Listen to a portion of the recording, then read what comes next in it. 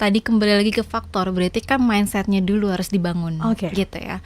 Mindset di sini terkait ekspektasi.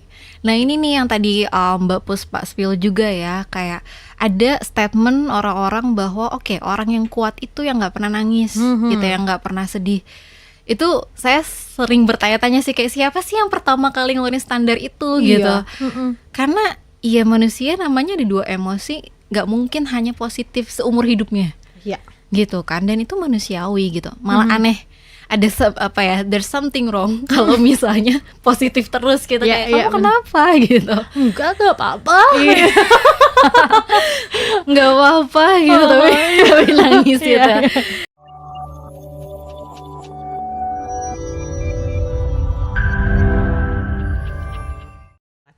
Boleh nih tipsnya, atau mungkin gimana sih cara kita untuk punya mental yang kuat?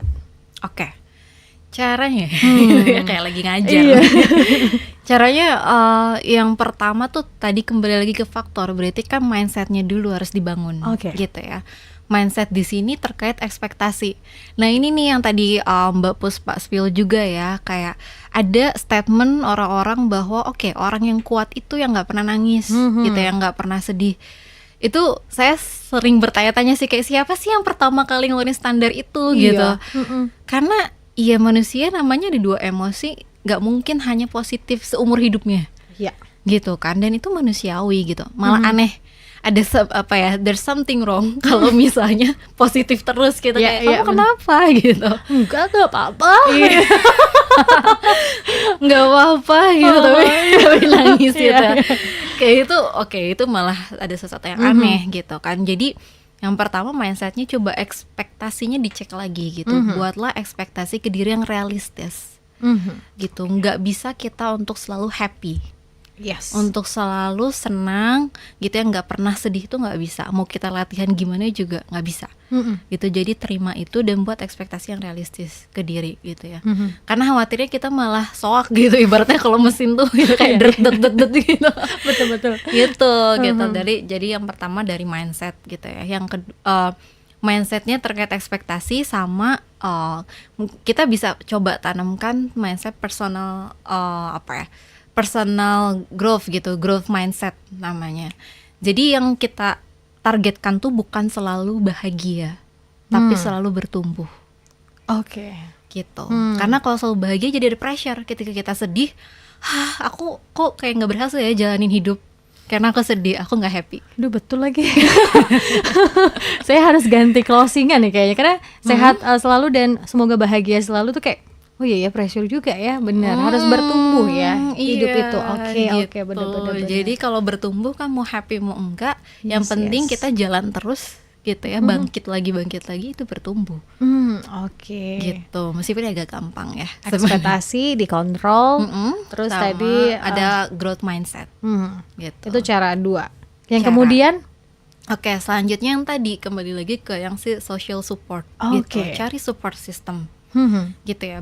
Banyak sih yang misalnya yang bilang ya gimana nggak ada gitu ya. Ya udah, coba cari sumber yang lain lagi, ikut komunitas gitu, cari orangnya, proaktif. Nggak melulu harus orang yang kita kenal, siapa tahu orang baru. Gitu ya Kak ya. Betul. Gitu.